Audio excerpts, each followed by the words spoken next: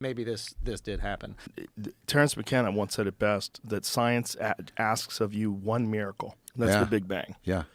It is one miracle. It really is kind of like a miracle. Yeah. If in the beginning there was nothing, and then God created the earth and the skies. And that's essentially what the Bible is trying to say.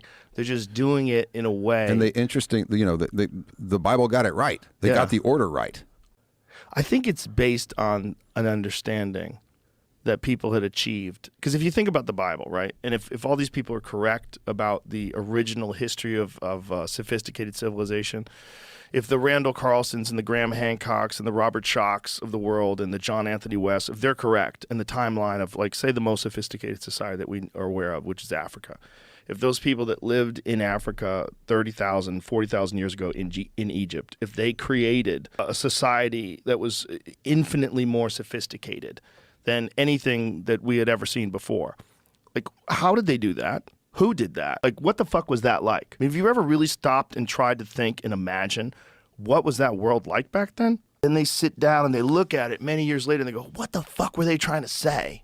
Like, what were they trying to say? Because so much of what they're trying to say, if you're really paying attention, like, it seems like it's kind of laid out like the origins of the universe. If in the beginning there was nothing, like, they're talking about the Big Bang. How did they know that? Maybe because they fucking knew.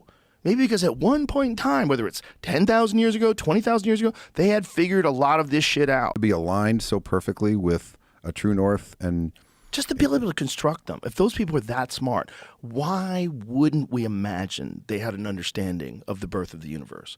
Why wouldn't we imagine that they would have this bizarre understanding of the way morality and good and evil play out with human beings?